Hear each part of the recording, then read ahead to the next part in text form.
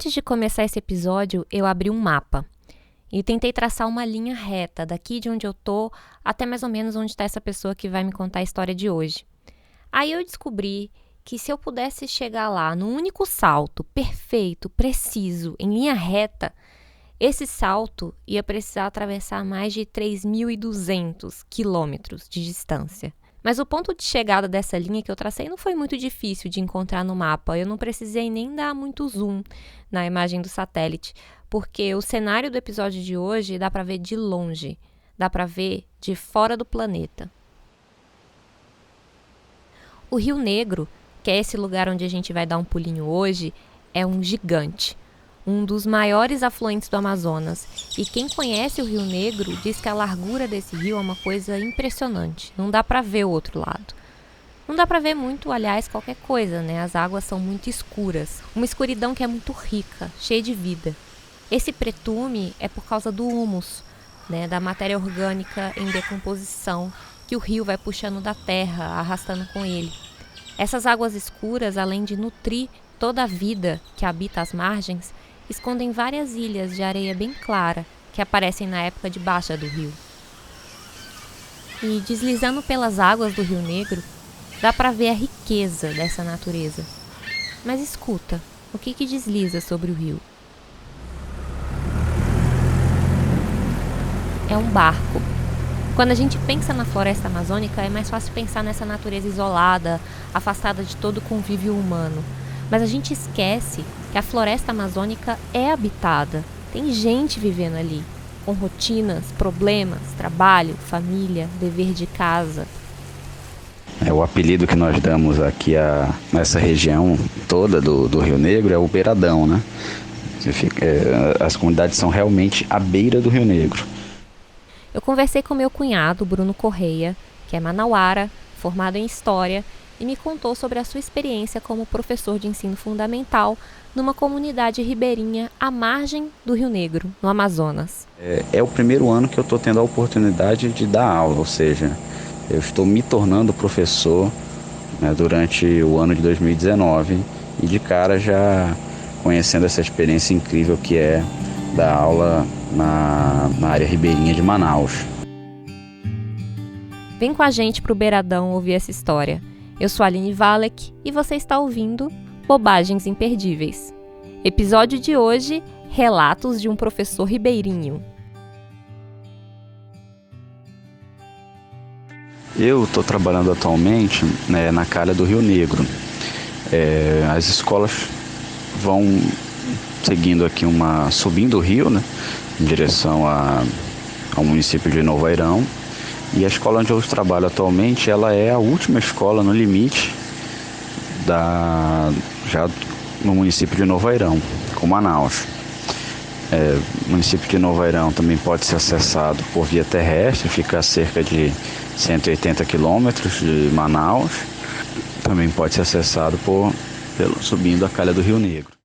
Para acessar a escola, o Bruno pode ir até Novo Airão, onde ele pega uma embarcação chamada de voadeira, né, que é um barco menor com motor de popa, e aí ele sobe o Rio Negro por mais ou menos 1 hora até chegar na comunidade, ou ele sai de Manaus e pega um barco chamado Recreio, aí a viagem é um pouco mais longa, né, ele vai pelo rio, são 10 horas de viagem, depois ele faz o restante do percurso, também mais ou menos 1 hora, dentro de um barco com motor de popa para chegar na comunidade.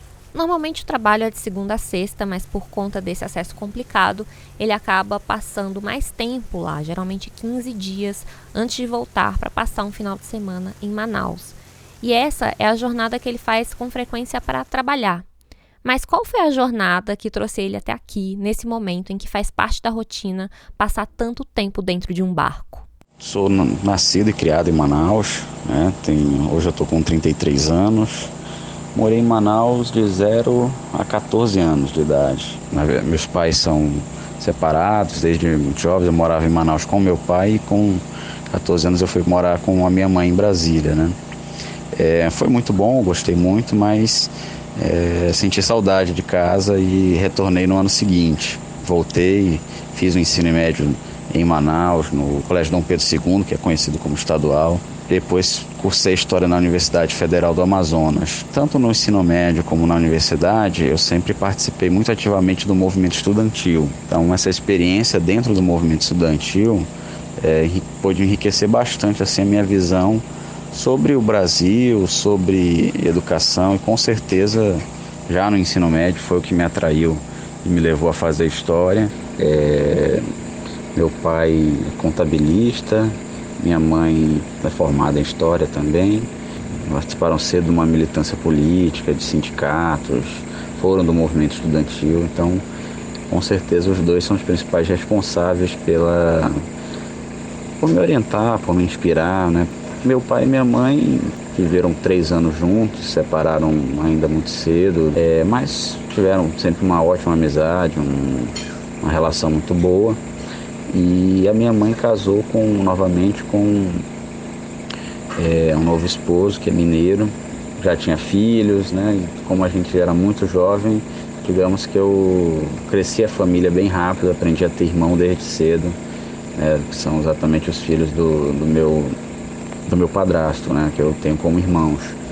E foi nessa oportunidade de conhecer pessoas de fora, de viajar para passar férias fora de Manaus, que eu realmente fui entender que eu era de Manaus, que falava de um jeito diferente, que tinha um sotaque, eu nem sabia que eu tinha um sotaque, né? Vim descobrir conversando com outras pessoas.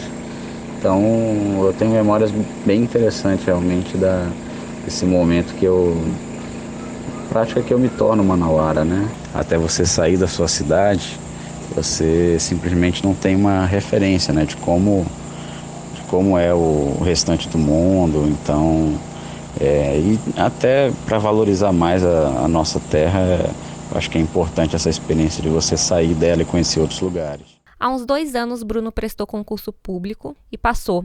Ele foi convocado no início desse ano para assumir a vaga numa escola da Zona Ribeirinha. E ele conta que as escolas já têm uma estrutura, têm uma operação consolidada. Tem eletricidade, internet, fornecimento de merenda, mas é só um pouco diferente. Por exemplo, o transporte dos alunos é feito via lanche escolar, que começa a recolher os alunos às 4h30 da manhã, mais ou menos, porque muitos vivem em casas bem afastadas umas das outras. Outra característica peculiar: a eletricidade é gerada por um motor e a secretaria fornece combustível para ter energia o mês inteiro. No geral funciona, mas ele conta de uma vez que ficaram 1 mês sem energia e tiveram, por exemplo, que tomar banho no rio. Para eu ter acesso à escola, eu tenho que subir uma escada com cerca de 70 degraus. E então, esse mês que ficamos sem eletricidade, funcionou mais ou menos assim. A gente descia todo dia, 70 degraus, tomava o banho na beira, subia com um pouco de água num balde para usar para limpeza dentro do nosso alojamento, e assim fomos tocando. Acabávamos tendo que nos recolher para dormir já 7 horas da noite, porque já estava muito escuro nesse horário, muito silêncio. E acordávamos muito cedo, cerca de 5h30 da manhã, a gente já começa para tomar banho com um pouco mais de tranquilidade, sem que os alunos já tenham chegado, né? Bruno diz que apesar das dificuldades, se vive bem, sim, no Beiradão. Diferente das cidades, lá não tem questões como violência, trânsito. Além disso, tem uma integração com a natureza muito grande, né, que também é responsável por essa qualidade de vida. A pesca e a caça para subsistência é permitida, então, quando o ribeirinho pesca um tucunaré, por exemplo, de 8, 9 quilos, isso já garante a alimentação de alguns dias. O caboclo amazonense, o caboclo ribeirinho, ele tem um ritmo muito peculiar, muito próprio. Ele acorda cedo, ele trabalha muito, ele pesca, se for preciso, ele passa uma noite na floresta para caçar. Existe essa interação e essas comunidades, no geral, são conhecidas pelo IBAMA, são conhecidas pelo Instituto Chico Mendes, que faz o monitoramento dessas áreas, e no geral elas são comunidades que conseguem interagir com a natureza sem promover uma degradação de fato da área, né? Quando o Bruno chegou na comunidade, ele achou que as maiores dificuldades seriam quanto à estrutura ou quanto ao modo de vida, mas ele viu que era só uma questão de se adaptar. O maior desafio mesmo que ele encontrou foi na sala de aula. Ele percebeu uma defasagem muito grande dos alunos que tinham uma dificuldade de leitura, de interpretação de texto, de realizar operações básicas. O acesso à cultura e à tecnologia é bem diferente daquela que os alunos da cidade têm, então o desafio tem sido adaptar o ensino ao modo de vida dos alunos dali. Aqui os alunos meus são pequenos adultos, na verdade. Muitos já trabalham ou fazem o que os pais fazem também para conviver aqui no Beiradão. Pescam, caçam, brincam de bola. Aqui tem um hábito cultural que é de pescar à noite com zagaia. Na verdade, quando o caboclo sai à noite para pescar com zagaia, ele diz que vai faxear. Uma boa parte dos meus alunos sai à noite para faxear, para fazer essa pesca. Claro que tem situações assim que são difíceis de lidar, né? Não tem como cobrar de um aluno que tem essas dificuldades, que tem essa rotina, da mesma forma que você pode exigir de um aluno que tem um apoio familiar, uma estrutura familiar, né, para dar um suporte, né, maior. Então, os alunos aqui trabalham, muitos tem como única fonte de renda o Bolsa Família ou algum outro tipo de atributo do governo. Então, não é simples manter esses alunos interessados em sala de aula porque muitas vezes eles realmente precisam se dedicar a trabalhar, precisam se dedicar a ter uma renda, precisam se dedicar a conseguir ter uma estrutura mínima para a sua vida, para sobreviver de fato, né?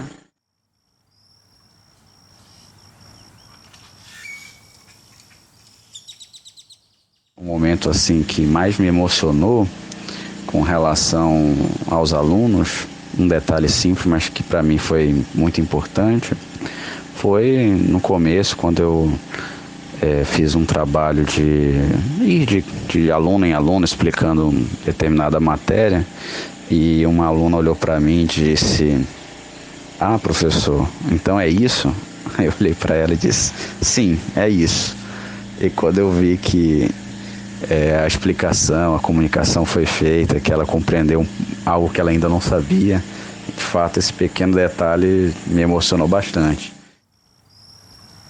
Uma história em particular que eu acho muito interessante, eu tenho o hábito aqui de no fim da tarde dar uma corridinha, fazer uns exercícios, até trouxe uns halteres aqui, né? É uma coisa simples, né? Mas eu gosto de correr em torno do campo de futebol, mas sempre que eu vou correr, 4 ou 5 alunos dos mais pequenos gostam de ficar correndo atrás de mim. Se tornou já uma atração aqui na comunidade, pelo menos para eles, para os pequenos, né?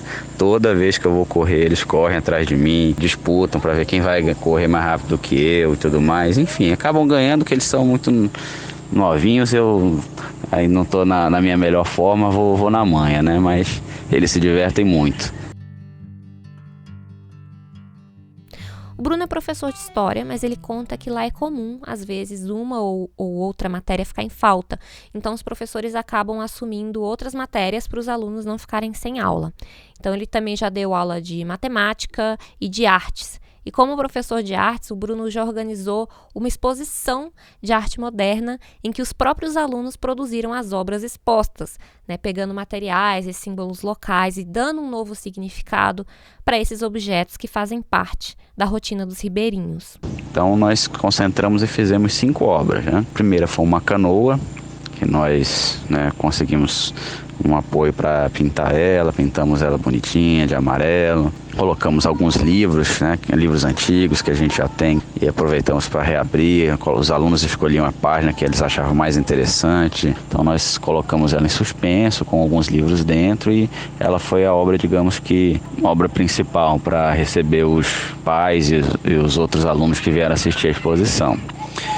Nós também fizemos colocamos numa bacia, né, que é muito utilizada aqui para lavar roupas e tudo mais, né, que ainda se tem o hábito de lavar roupa na beira do rio, né, em alguma balsa, com lavadeiras à mão e tudo mais. A gente completou essa bacia com várias frutas que tinham aqui, folhas. A ideia realmente foi simbolizar a diversidade da Amazônia. A outra foi uma reprodução de um campo, né, de futebol. Eu improvisei com uma chuteira, uma bola menor, mas aqui era para retratar o hábito que as pessoas têm, né? É impressionante como o futebol é de fato um elemento de unidade nacional, né? Do norte do Brasil ao sul, as pessoas acabam jogando futebol em algum momento. E aqui não é diferente. Aqui, na verdade, todo fim de semana, né? Todo domingo, os comunitários jogam bola, só que jogam como podem, né? Alguns de chuteira, outros descalço. O campo nem sempre tem as melhores condições, então se improvisa bastante, né? E eu quis simbolizar um pouco isso, né? Quando a gente colocou as sandálias e as chuteiras no meio do campo, foi para tentar retratar essa paixão e ao mesmo tempo a dificuldade que existe, né? Para além disso, a gente colocou um motor de rabeta, que é o motor utilizado por muitos aqui como principal meio de transporte, né? Você coloca a rabeta na canoa e fazem distâncias até longas com esses instrumentos, e enfeitamos com algumas folhas locais, algumas plantas, para dar a ideia de que aqui nessa região a gente consegue unir tecnologia com a natureza, né, de uma forma harmônica. O ribeirinho faz muito isso. É possível a gente estar no campo e fazer uso de tecnologias modernas, né? Numa coisa não necessariamente agride a outra. Essas populações provam que é possível unir os dois, e a ideia dessa obra era exatamente retratar isso. Eles também fizeram uma bandeira do Brasil, decorada com folhas e flores, uma obra para lembrar que os ribeirinhos cumprem um papel muito importante como brasileiros.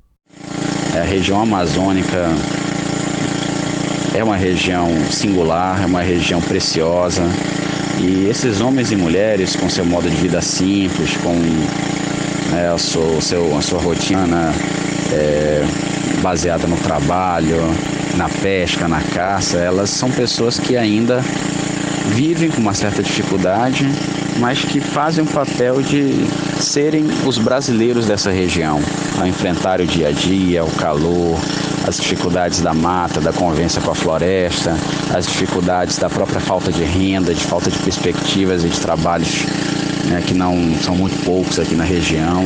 São desafios que eles enfrentam, e sinto que a gente está, junto com os outros colegas, cumprindo aqui a nossa missão de levar a educação um pouco mais longe, um pouco mais, levar um pouco mais de perspectiva para esses pequenos brasileiros que nem sabem, mas que tão jovens já cumprem uma missão e tanto.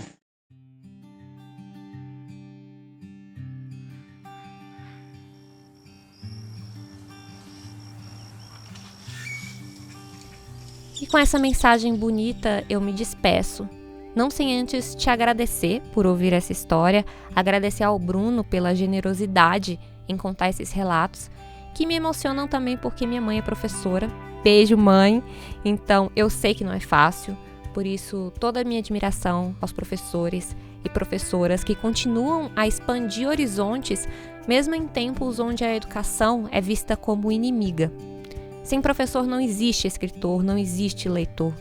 Então fica o meu obrigado especial a você que dá aula.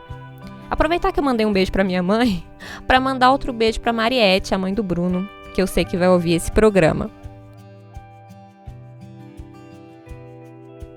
Então, um beijão, brigadão aí, Aline, parabéns aí pelo seu trabalho, e que a gente possa cada vez mais chamar a atenção aí das pessoas para enxergar a diversidade e o tamanho que é o nosso país. Acho que é isso. Um beijo e até o próximo episódio de Bobagens Imperdíveis.